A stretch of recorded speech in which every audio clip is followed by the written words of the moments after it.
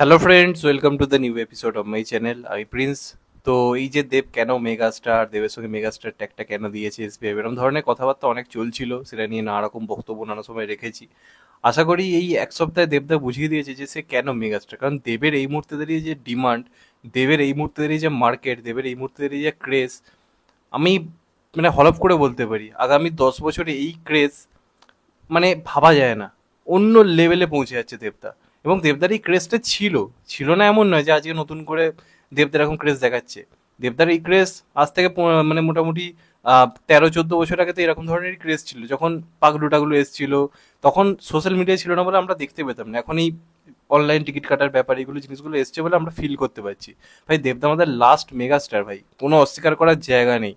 এবং কেন সেটা প্রমাণ করে দিচ্ছে রিসেন্ট কদিনের ঘটনা, সেটা হচ্ছে ধূমকেতুর এই ফেজ 1, ফেজ 2, ফেজ 3 টিকিটস যে সোলটা হচ্ছে আর কি 4 তারিখের যে ইভেন্টের জন্য, সেটাই কোথাও গিয়ে প্রমাণ করে দিচ্ছে। এবং অনেকে বলতে পারে দাদা তুমি তো এই কদিন ওটা নিয়ে ভিডিও করনি। তোমরা আমার চ্যানেলটা ফলো করো, তুমি দেখো আমি কত কিছু নিয়ে ভিডিও করেছি। বিভিন্ন জায়গার বিভিন্ন সাউথ বলিউড সমস্ত ইন্ডাস্ট্রির সিনেমা নিয়ে আমি কথা বলি। এবং যে কটা সিনেমা আছে আমি হলে গিয়ে দেখি এবং সেগুলো ট্রেলারের জন্য ওয়েট করে তাই কথা বলি। এবার সারাদিন যদি বাড়িতে থাকতাম, সারাদিন আমার এই ধরনের ইভেন্টগুলো নিয়ে কথা বলে ভিডিও করা সম্ভব হতো। এবার আমার দিনে আরো অনেকগুলো ব্যাপার নিয়ে ভিডিও করার ব্যাপার থাকে।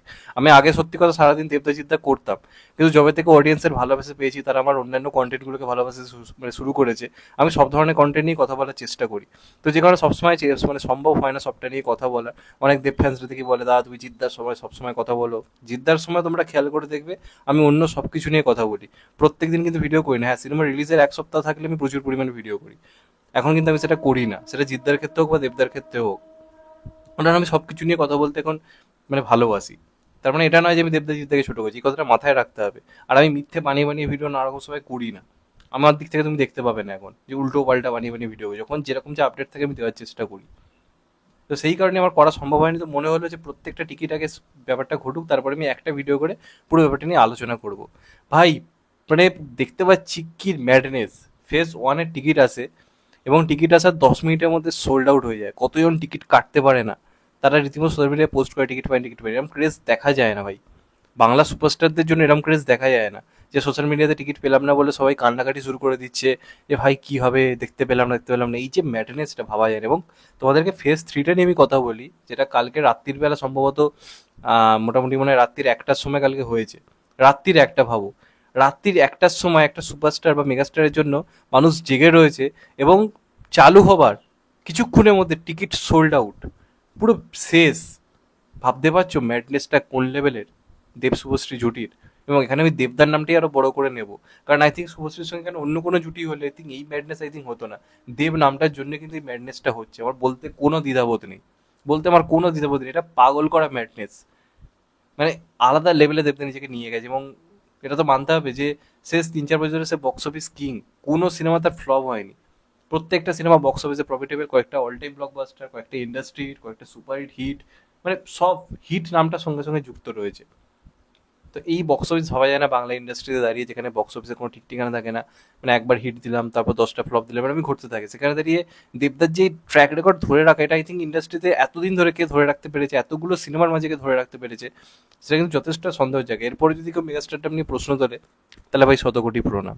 মানে ওই মানে আগেকার দিনে উত্তম কুমার ছিলেন বলে, প্রসেনজিৎ চট্টোপাধ্যায় ছিলেন বলে তারাই মেগাস্টারে থাকবে, নতুন প্রজন্মে কেউ যখন মেগাস্টারডম দেখানোর মতো কাজ করবে তাকে মেগাস্টার মানবো না, ওই ধরনের বোকা বোকা কথা আমি বিশ্বাস করি না।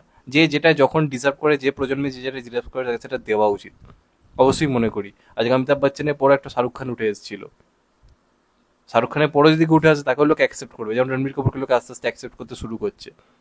কিন্তু আমরা যদি চিরকাল এই আগে কে মেগাস্টার ছিল ওই নিয়ে পড়ে থাকি, কেন তাকে উপায়, তাহলে প্রবলেম রয়েছে ভাই তোমাদের। কিন্তু এই যে ম্যাডনেসটা, ধূমকেতু সিনেমার যে ক্রেজটা তৈরি হচ্ছে এবং এই যে ইভেন্টটা হবে না, দেখবে ক্রেজটা কোথায় গিয়ে পৌঁছবে। জাস্ট ম্যাডনেস তৈরি করে, চারপাশে কত আলোচনা হচ্ছে। এবং কেন দেবদা মানে তার বক্স অফিস চলবে না। আজকে একটা ইভেন্ট হচ্ছে, আমি ইভেন্টে চলে এলাম, এখানেই শেষ হয়েছে, তা কিন্তু ব্যাপারটা নয়।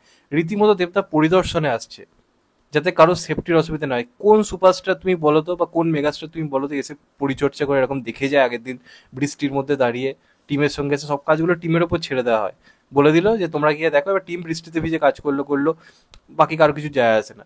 দেবদা কিন্তু এরকম নয়। দেবদা কেন আজকে মানুষের ভালোবাসা পাচ্ছে, দেবদা সবার সঙ্গে মাটিতে নেমে এসে কাজ করে। টিমের সঙ্গে এসে দুদিন আগে এসে পরিচর্যা করে দেখছে চারপাশে সব ঠিক আছে কিনা, আমার ফ্যান্সরা সুরক্ষিত থাকবে কিনা, এটা দেখা খুব দরকার।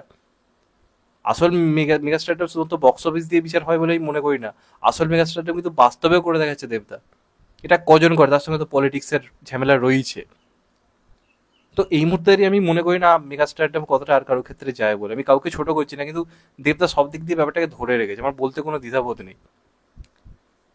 মানে বলতে আমার কোনো দ্বিধাবোধ নেই, আমি জিদ্দাকেও প্রচন্ড পরিমাণে ভালোবাসি, তোমরা সবাই জানো। কিন্তু এই মুহূর্তে দাঁড়িয়ে যে ক্রেজটা দেখাচ্ছে দেবদা, সেটাকে তো অস্বীকার করা যায় না, চোখে মানে বন্ধ করে তো এ করা যায় না, মানতে তো হবেই রিয়েলিটিটা। তো এবার দেখা যাক কি হয়। অবিশ্বাস্য ক্রেজ শুরু হয়েছে, এবং তোমাদের এটা নিয়ে কি মতামত জানাতে ভুলো না। চ্যানেলটা নতুন হলে চ্যানেলটা সাবস্ক্রাইব করে দিও and get the bell icon. ভালো থেকো সবাই, টেক কেয়ার, নমস্কার, আবার দেখা হবে, এখন তো বাই। সবাই ভালো থেকো, সুস্থ থেকো, নমস্কার, টেক কেয়ার, আবার দেখা হবে, ভালো থেকো সবাই, টেক কেয়ার।